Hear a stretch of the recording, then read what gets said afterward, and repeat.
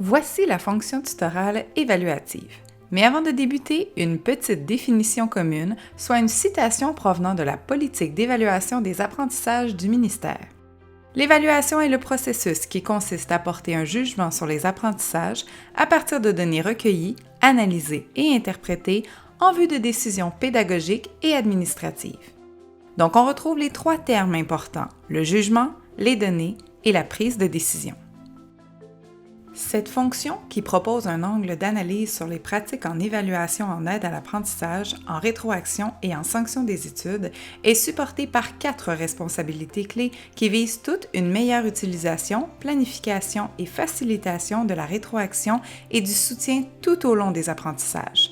Choix, adaptation ou création de matériel d'évaluation mesurant le développement des compétences, rétroaction stratégique en aide à l'apprentissage, évaluation de sanctions planifiées, adaptables, efficaces, sécurisées et confidentielles, et soutien au développement d'une approche évaluative.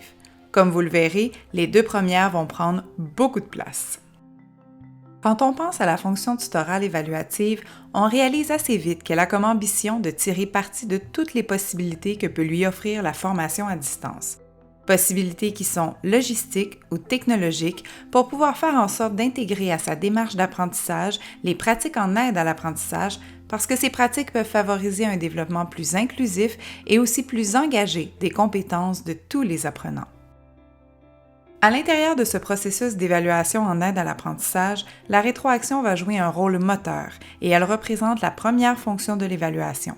C'est l'enseignant qui va utiliser la rétroaction pour permettre aux apprenants de réguler leurs apprentissages, ce qui en fait le rôle moteur.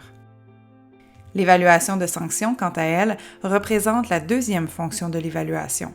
Elle reste quand même assez en retrait par rapport à ces pratiques à cause des contraintes ministérielles connues de tous.